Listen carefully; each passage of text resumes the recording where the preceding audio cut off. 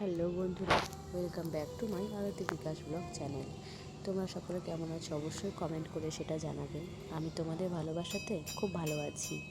365টা দিন অপেক্ষা করে থাকে মানুষ এই 5টি দিনের জন্য।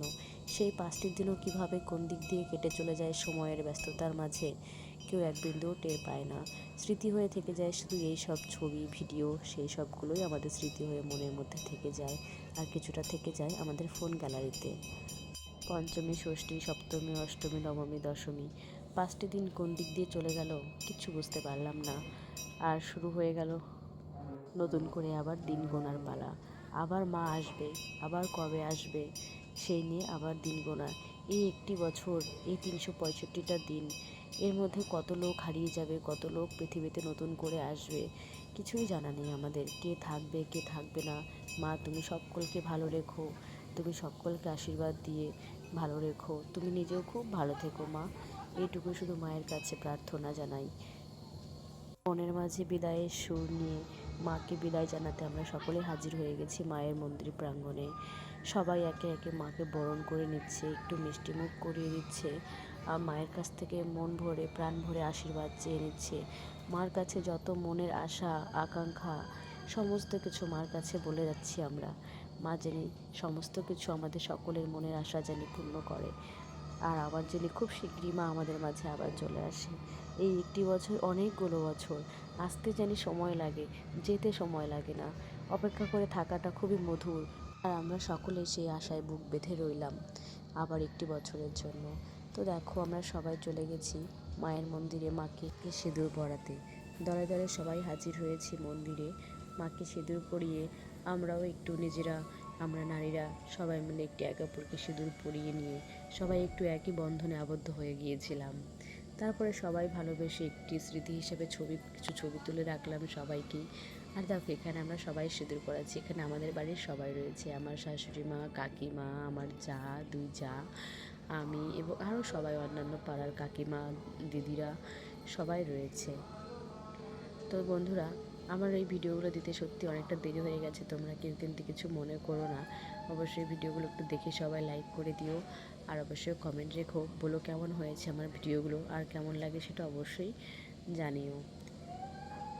আর জানো তো, সেদিন মায়ের মুখ দেখে মনে হচ্ছে মা যেতে চাইছিল। মায়ের মুখটাও কেমন জানি ভার হয়ে আছে, মায়ের চোখ দুটোও জানি ছলছল করছে। আমরা মেয়েরা যেমন বাবার বাড়ি থেকে শ্বশুরবাড়ি আসতে গেলে যেমন আমাদের চোখটা ছলছল করে ওঠে, মনটা আসতে না চাইলেও আমাদের আসতে হয়, ঠিক তেমনই যেন আমাদের মায়ের মনটাও সেদিন এমনটাই দুরু দুরু করছিল। জানি সে আমাদের ছেড়ে যেতে চাইছে না, কিন্তু কি হবে বলো, এটাই তো চলে আমাদের মেয়েদের জীবনযাপন। যে বাড়িটাতে মেয়েটা জন্ম নেবে সেই বাড়িটাতে মেয়েটা একদিন অতিথি হয়ে যাবে। কি ভাগ্যের পরিহাস, তাই না?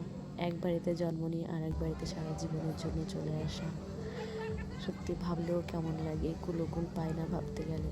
তো সবার সঙ্গে একটু মজা করে নিলাম। আর দেখো একদম গরমে ঘামে কি অবস্থা, একদম মানে কাদা কাদা হয়ে গেছি ঘামে, প্রচণ্ড গরম লাগছিল আমার ওখানে, প্রচণ্ড। আর ধূপকাঠির ধোয়াতে আরও বেশি অস্থির লাগছিল। তো যাই হোক, এই করতে করতে তো আমরা একটু সবাই মিলে ছবি তুলে নিলাম। তো কেমন লাগছে আমাকে সেটা অবশ্যই একটু কমেন্ট করো সবাই। আমাকে কেমন লাগছে, আমার জায়েদের কেমন লাগছে, আর আমাদের প্রতিমাকে কেমন লাগছে, সবাইকে কেমন লাগছে বলো।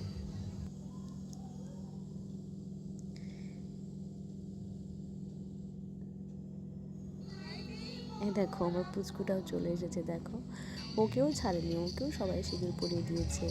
ও বেচারা ঘুমিয়েছিল, ঘুম থেকে উঠেছে যেই ওর পাপার সঙ্গে ও এখানে চলে এসেছে। আর এসেই দেখো কি খুশি, এমনি একটা জামাও পরে আসেনি আমার বাবুটা। তো আমরা দেরি না করে বেরিয়ে পড়েছি আমার বাবার বাড়ির উদ্দেশ্যে। তো আমরা হঠাৎ করে প্ল্যান করলাম যে সবাইকে সারপ্রাইজ করে দেব, যে আমরা যাচ্ছি আমার বাবার বাড়িতে। আমরা 3জন বেরিয়ে পড়েছি বাইকে করে। তো ভাবলাম পুজোকালের দিন একটু বাইকে করেই যাই, রাস্তাঘাটে যদি কোনো মাকে পাই অবশ্যই মায়ের দর্শন করে নেব। তার জন্য আমরা একটু বিকেল বিকেল করেই আর কি আমরা 3জনে বেরিয়ে পড়েছি। ও বাবা, পথে যে আমাদের যে ধাওয়া দিল, মানে আমাদের সেদিন আর ভাগ্য ছিল না বাবার বাড়িতে যাওয়ার। মা হয়তো চায়নি যে আমি এবছর বাবার বাড়িতে যাই পুজো দর্শন করতে, এখানেই আমাকে হয়তো থাকতে বলেছে মা। তো দেখো বাধ্য হয়ে আমরা কি করবো বলো, এতটাই আকাশের অবস্থা খারাপ আর বাবুকে নিয়ে বৃষ্টির মধ্যে যাওয়াটা তো অসম্ভব। বাইক জার্নি করে যাবে, আমরা তো যেতে পারবো কিন্তু পুচকুটাকে তো ভেজানো যাবে না না। ওকে তো ভেজালে পারে ও যদি ঠান্ডা লেগে যায়, জ্বর চলে আসবে, তখন তো আমাদের শখের থেকে আমার বাবুর শরীরটা আমার বেশি খেয়াল রাখতে হবে। তো তার জন্য আমরা অনেকটা চিন্তা করে তেল পাম্পে আমরা ডিসকাস করলাম। তো বাড়িতেও ফোন করে লাস্টে বলে দিলাম যে আমরা বেরিয়েছিলাম, আমরা আর যেতে পারছি না। তো মায়ের মনটা একটু খারাপ হয়ে গেল। খারাপ হয়ে তারপরে কী করবে, মাও বুঝলো যে না, ওইভাবে বাচ্চাটাকে নিয়ে আসবে, যদি পরে কিছু খারাপ হয়ে যায় তাহলে তো এটা ভালো দেখাবে না না। তার জন্য মা বললো ঠিক আছে, তোরা যেটা ভালো বুঝিস সেটাই কর, নাহলে তোরা বাড়িতেই চলে যা, পরে অন্য সময় আসিস। তো এই বলে আমরা বাড়িতে চলে এসেছি। আর বৃষ্টি তো বেশ ঝমঝমিয়ে শুরু হয়ে গেছে ততক্ষণে। আমরা তো এদিকে দেখো না, কি বলবো, ও আমাকে আর আমার বাবুকে একটা টোটোতে উঠিয়ে দিল। আমরা এইটুকু রাস্তা 2-3টা টোটো চেঞ্জ করে আমার বাড়িতে এসেছি, আর ও বাইকে করে ভিজে ভিজে এসেছে। আমি আমার বাবু ব্যাগ নিয়ে একটা টোটোতে উঠেছি, আর ও আমাদের পিছন পিছন আসছিল, আর আমাদের টোটোর থেকে নামিয়ে নেমে চেঞ্জ করে নিচ্ছিল। মানে বৃষ্টি তো টোটো বেশি দূর যেতে চাইছিল না। তো আমরা দুর্গাপুর পাড়ই হয়ে গিয়েছিলাম, সেখান থেকে আমরা রিটার্ন করে চলে এসেছি। এসে বাড়িতেই এই যে এখানে যে কাছেই যে প্যান্ডেলটা, যেখানে আমরা খেলছিলাম, মায়ের পুজো দেখলাম, অঞ্জলি দিলাম, যেখান থেকে আমরা গেলাম সেখানেই আর দেখি মায়ের বিসর্জন হচ্ছে। তো তোমার দাদাভাইও ফটাফট করে এসে ও রেডি হয়ে চলে গেল ভাসানের জন্য, রেডি হয়ে সবাইকে নিয়ে বন্ধুদের সঙ্গে চলে গেছে। আমি আমার বাবুকে নিয়েও চলে গেছি সেখানে মায়ের দর্শন করতে, মাকে বের করছে সেটাকে দেখতে গিয়েছিলাম। তো দেখি সবাই সেই নাচছে, গান করছে। আমরা বৃষ্টির মধ্যে বেশিক্ষণ না থেকে বাড়ি থেকেই, ঘর থেকেই জানলা দিয়ে দেখছিলাম, তাই তোমাদের একটু ক্যাপচার করে দেখালাম। তো বন্ধুরা, তোমরা সকলে খুব ভালো থেকো, মায়ের কাছে এটাই চাইবো। তোমরা সকলে খুব ভালো থেকো, ভালো লাগলে অবশ্যই লাইক, কমেন্ট, সাবস্ক্রাইব।